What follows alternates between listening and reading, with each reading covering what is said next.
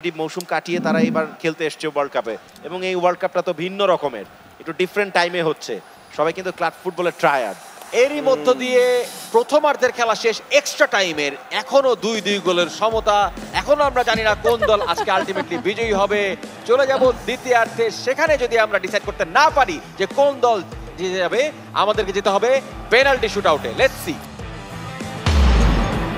মাত্র 15 মিনিটের খেলা বাকি আছে। এই 15 মিনিটের মধ্যে যদি একটি গোল দিয়ে দেওয়া যায়, সেই গোল শোধ করা কিন্তু খুব ডিফিকাল্ট। ম্যাক্সি রদ্রিগেজকে মনে করতে হবে 2006 সালের সেই বিশ্বকাপ ম্যাচের কথা, যেই ম্যাচ 1-1 ড্র এবং অতিরিক্ত সময়ে শেষ করেছিলেন ম্যাক্সি। 3-2 গোলে ম্যাচটা জিতেছিল, 2-1 গোলে জিতেছিল আর্জেন্টিনা। সুতরাং সেই কাজটা আজকে কে করবে আর্জেন্টিনার হয়ে? 2014 ওয়ার্ল্ড কাপে তো মনে হয় আপনারা এক্সট্রা টাইমে বাদ গেছিলেন নাকি? হ্যাঁ, অবশ্যই মারিও গোয়েটসে।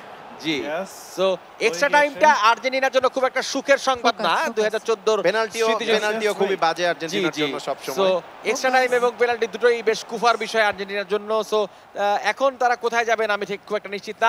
মেক্সিকোর ভাই বল না, ডি বক্সের মধ্যে ঢুকে হারিয়ে ফেললেন বলটি। রোমেরো তার নিয়ন্ত্রণে সময় ব্যয় করবার কি অদ্ভুত পদ্ধতি খুঁজে বের করেছেন রোমেরো। তিনি বলকে ঘিরে কুতকুত খেলছিলেন। চমৎকার বল পেয়েছেন এবং মেক্সিকো অদ্ভুত একটি সময় গোলটি দিয়েছেন, যেই সময়ে গোল শোধ করবার মতো যথেষ্ট সময় আর্জেন্টিনার কাছে আছে বলে মনে হয় না। এই গোলটি শোধ করতে পারবে আর্জেন্টিনা। 3-2 গোলে এগিয়ে গেল মেক্সিকো। ভেগার সেকেন্ড গোল এবং চমৎকার সেটআপ, দারুণ ফিনিশ, ক্লিনিক্যাল এবং ব্লেন্ডার করে বসলো কিন্তু আর্জেন্টাইন রক্ষণ। চমৎকার। তিনি যদি কি করলেন,